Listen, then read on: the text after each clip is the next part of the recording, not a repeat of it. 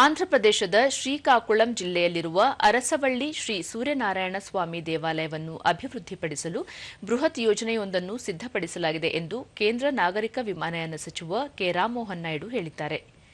ನಿನ್ನೆ ಶ್ರೀಕಾಕುಳಂನ ಇಂದ್ರ ಪುಷ್ಕರಣಿ ದೇವಾಲಯದ ಪುನರುಜ್ಜೀವನ ಹಾಗೂ ಕೆರೆ ಅಭಿವೃದ್ಧಿ ಯೋಜನೆಗೆ ಶಿಲಾನ್ಯಾಸ ನೆರವೇರಿಸಿದರು.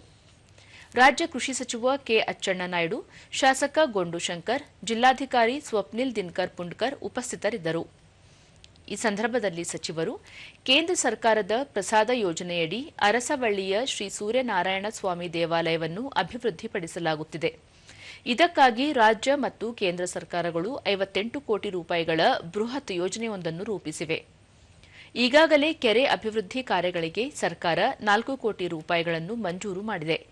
ಈ ಯೋಜನೆಯಡಿ ದೇವಾಲಯದಲ್ಲಿ ಅತ್ಯಾಧುನಿಕವಾದ ಅಡುಗೆ ಕೋಣೆ, ಭೋಜನ ಶಾಲೆ, ಯಾತ್ರಿ ನಿವಾಸ ಹಾಗೂ ಸಂಪರ್ಕ ರಸ್ತೆಗಳನ್ನು ಅಭಿವೃದ್ಧಿಪಡಿಸಲಾಗುತ್ತದೆ.